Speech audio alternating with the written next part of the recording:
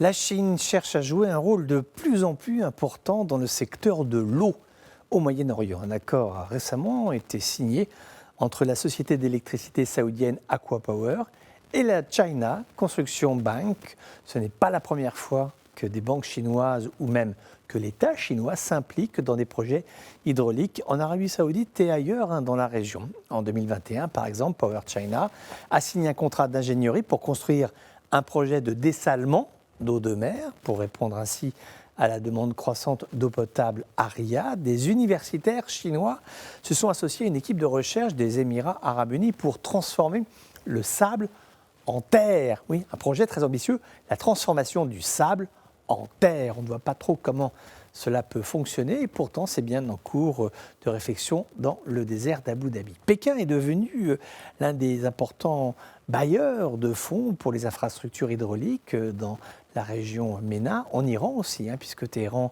a inauguré le controversé barrage de Shamshir dans la province de Boucher. L'édifice a été critiqué en raison de son impact environnemental, mais ça n'a pas empêché les Chinois d'accorder un prêt de 244 millions de dollars pour sa réalisation. Pékin n'est pas signataire de la Convention des Nations Unies sur l'eau et n'a jamais été très clair sur le principe selon lequel les ressources hydriques transfrontalières doivent être gérées ou bien partagées conjointement. La motivation de ces prêts est à la fois politique et financière. Pékin veut promouvoir la nouvelle route de la soie, c'est-à-dire que tous les pays qui sont sur son tracé, celui de la route de la soie, bénéficient de prêts. Par exemple, la Chine a offert à l'Éthiopie 1,2 milliard de dollars pour construire des lignes de transmission d'eau entre le grand barrage et puis les villes qui allaient profiter de cette eau en Éthiopie. La Chine dépense vraiment beaucoup, mais vraiment beaucoup pour construire tous ces barrages. Power China a même accepté de construire 4 barrages